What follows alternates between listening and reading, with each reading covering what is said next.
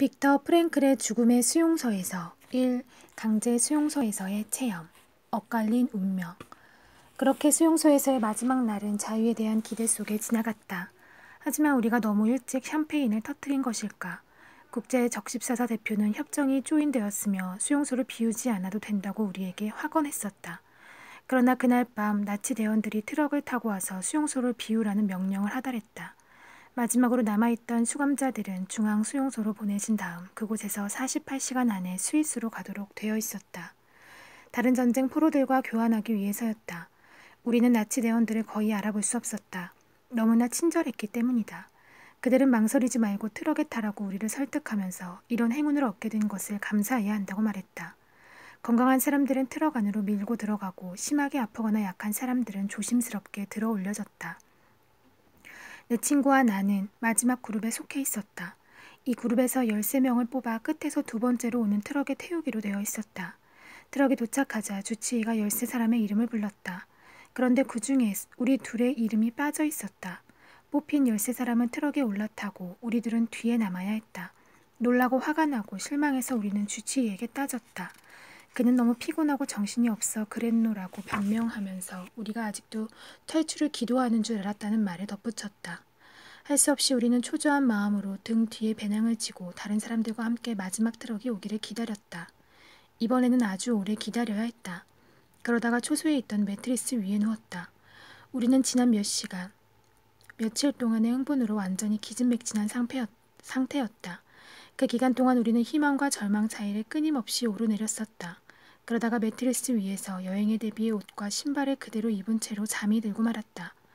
얼마나 잤을까? 시끄러운 대포 소리와 총소리에 잠이 깼다. 예광탄이 터지고 막사 안으로 총알이 날아들었다. 주치의가 뛰어 들어오더니 바닥에 엎드리라고 했다. 위 침대에 있던 사람이 신발을 신은 채로 내 배 위로 뛰어내렸다. 그 덕분에 나는 잠에서 완전히 깰 수 있었다. 그 다음에 우리는 무슨 일이 일어났는지를 알게 되었다. 전선이 코앞에까지 온 것이다. 드디어 총격이 잦아들고 아침이 밝았다. 수용소 문에 있는 깃대에서 하얀 깃발이 바람에 나부끼고 있었다. 그로부터 여러 주가 지난 후 우리는 이 마지막 순간에도 운명의 신이 우리를 우롱했다는 사실을 알게 되었다. 그 얘기를 듣고 우리는 인간의 결정이 얼마나 불확실한 것인가를 깨달았다. 그것이 특히 생사와 관련된 문제일 때는 더욱 그렇다. 나는 우리 수용소에서 그다지 멀지 않은 곳에 있는 작은 수용소에서 찍은 사진들을 보았다. 그날 밤 자유를 향해 간다고 믿었던 우리 친구들은 트럭에 실려 그 수용소로 이송되었다. 그리고 그곳에서 막사 안에 갇힌 채로 불에 타 죽었다. 사진으로도 군데군데 불에 탄 동료들의 시신을 알아볼 수 있었다. 그때 또 다시 테헤란에서의 죽음을 생각했다. 무감각의 원인.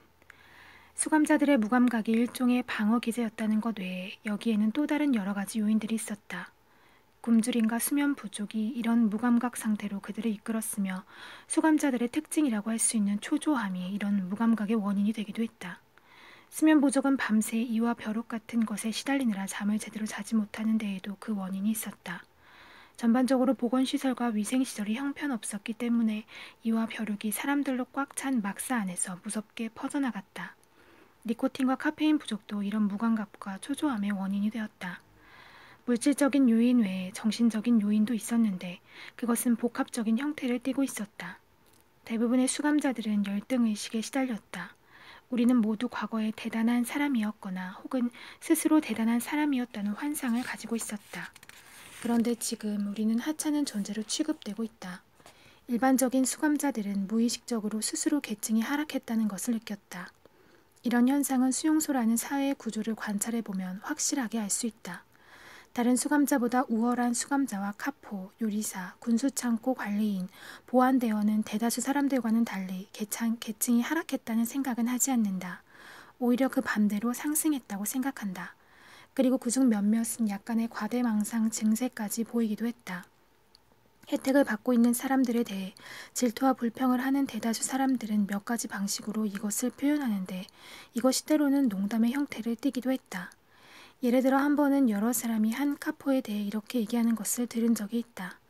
상상해봐. 내가 알고 있기로 저 사람은 그전에 큰 은행의 총재에 불과했거든.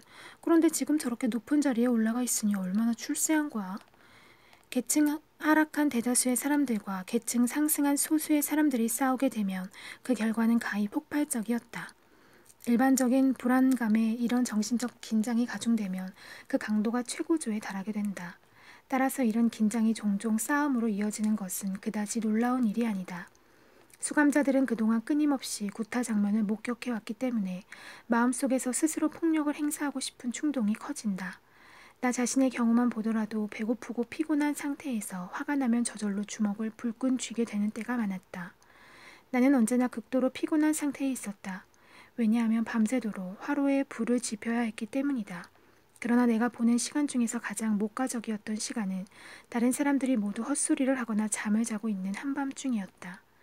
나는 난로 앞에 몸을 쭉 뻗치고 누워서는 슬쩍 해온 감자 몇 알을 역시 숨처온 숯불에 구워 먹었다. 그러나 그 다음 날에는 한층 더 피로감을 느꼈으며 감각이 둔해지고 마음이 초조해졌다. 발진티푸스 환자 막사에서 의사로 일하고 있을 때 나는 병으로 쓰러진 고참 관리인 대신 그가 하던 일을 맡게 되었다. 따라서 나에게는 막사를 항상 청결하게 해야 할 책임이 주어졌다. 막사 안에서 검열이라는 명분을 가지고 수시로 행해지는 행위는 위생을 위한 것이라기보다는 수감자들을 괴롭히기 위한 것이었다. 환자들에게 음식이나 약 몇 알을 더 주는 것이 도움이 되련만 검열관은 복도 중간에 지푸라기가 떨어져 있지 않은지 이가 득실거리는 더럽고 다 떨어진 담요가 환자 발밑에 곱게 개어져 있는지에만 관심을 두었다. 수감자들의 운명? 그런 것 따위는 안중에도 없었다. 내가 빡빡 깎은 머리에서 모자를 잽싸게 벗는 것과 동시에 발 뒤꿈치에서 찰카닥 하는 소리를 내면서 막사번호 7, 9, 환자 52명, 환자 간호사 2명, 의사 1명 이상 없음 이라고 하면 그걸로 만족이었다. 그러고 나면 그들은 막사를 떠났다. 그러나 그들이 오기 전까지 나는 담요를 정리하고 침상에 떨어진 지푸라기를 줍고 침상에 누워 몸부림을 치는 바람에 애써서 깨끗하게 해놓은 것을 엉망으로 만들어버리는 불쌍한 녀석들에게 소리를 질러대야만 했다. 고열에 시달리는 환자에게서는 무감각 증세가 더욱 심하게 나타났다. 그들은 고함을 지르지 않으면 전혀 반응을 하지 않으려고 했다. 하지만 때로는 이것조차 실패로 끝날 때도 있었다. 그럴 때면 나는 그들을 때리지 않기 위해 엄청난 자제력을 발휘해야 했다. 다른 사람이 무감각한 것을 보면, 특히 그 때문에 위험한 상황에 빠지게 되는 것을 보면 걷잡을 수 없이 화가 치밀어 오르기 때문이다. 인간의 정신적 자유. 강제수용소 수감자들이 지니고 있던 전형적인 심리적 특징에 관한 문제를 정신의학적인 측면에서 소개하고 정신병리학적으로 설명하는 과정을 거치면서 독자들은 인간은 철저하게 그리고 필연적으로 주변 환경에 영향을 받는 존재라는 생각을 하게 되었을 것이다. 하지만 인간의 자유는 어떤가?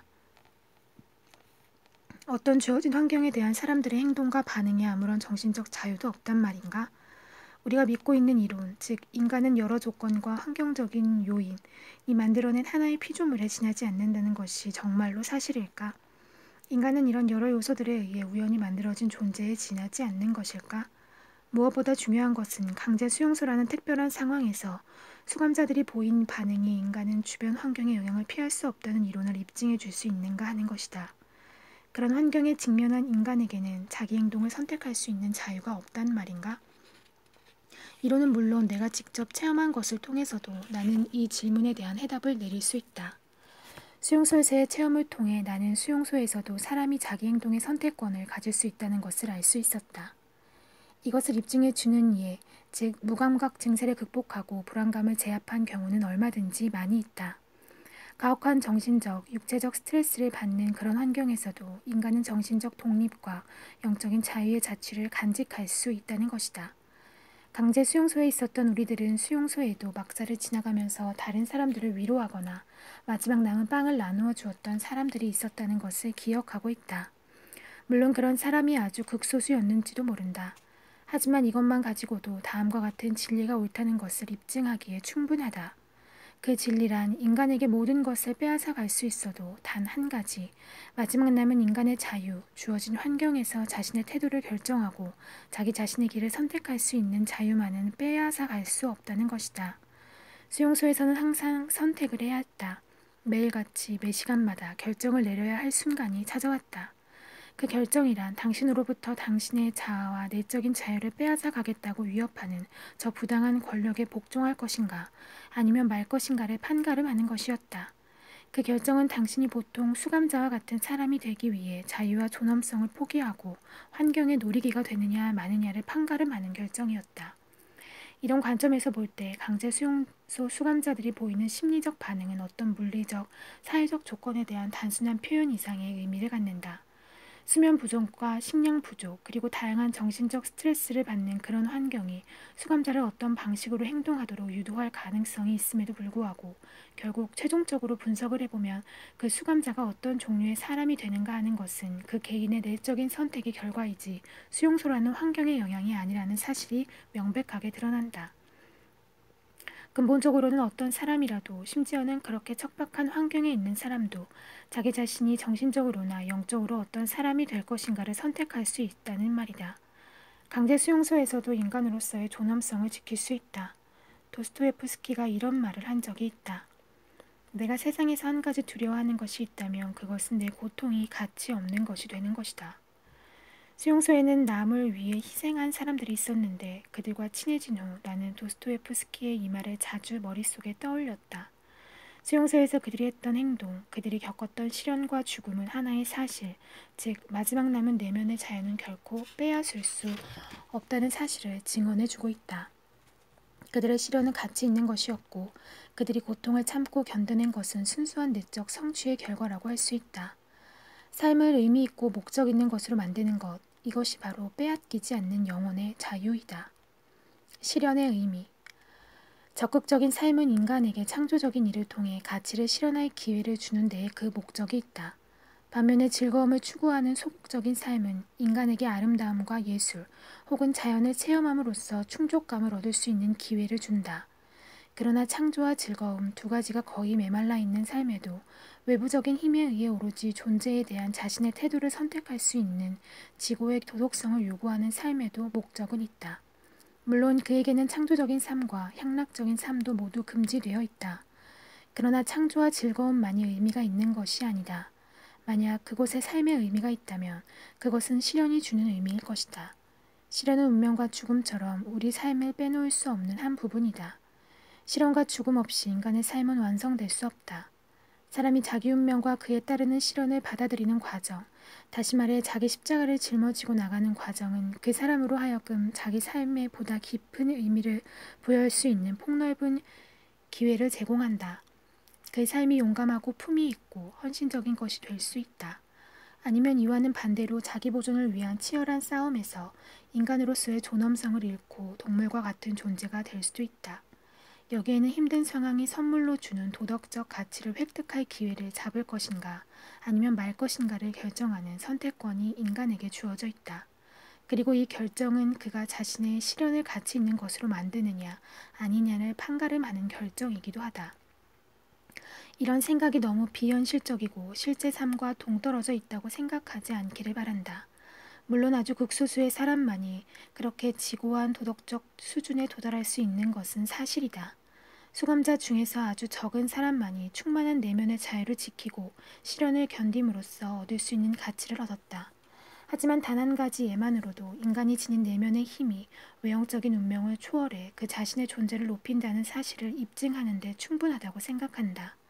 그런 사람들이 비단 강제 수용소에만 있는 것은 아니다.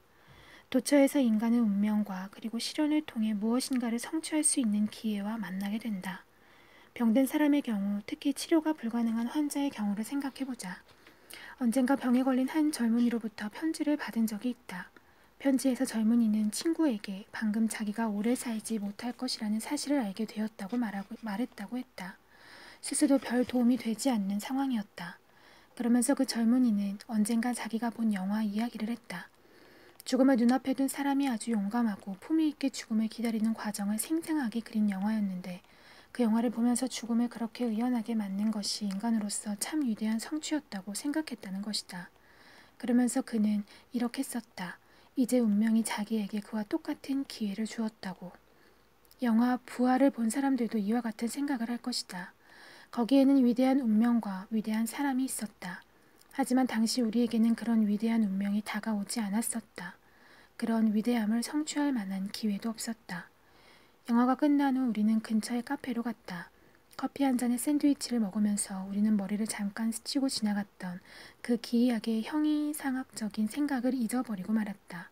그러나 우리 자신이 그렇게 위대한 운명과 직접 맞닥뜨리게 되었을 때 그와 똑같은 영적인 위대함을 가지고 그것과 만날 것인가를 결정해야 할 상황이 되었을 바로 그때 우리는 이미 오래전에 내렸던 젊은 시절의 결의를 잊어버렸으며 그래서 결국 실패하고 말았다. 아마 우리 중 몇몇은 그 후 그때 우리가 보았던 똑같은 영화를 다시 보았거나 아니면 그와 비슷한 영화를 보았을지도 모른다. 그러나 이번에는 영화를 보는 내면의 눈에 또 다른 영상이 동시에 펼쳐졌을 것이다. 자신의 행동을 통해 감상적인 영화가 보여줄 수 있는 것보다 훨씬 더 많은 것을 보여주었던 그런 사람들의 이야기를 담은 영상 말이다. 그런 영화를 보면서 영혼의 위대함을 보여주었던 어떤 사람을 떠올릴 수도 있다. 강제 수용소에서 내가 직접 그 죽음을 목격했던 한 젊은 여자처럼 말이다. 이야기는 간단하다.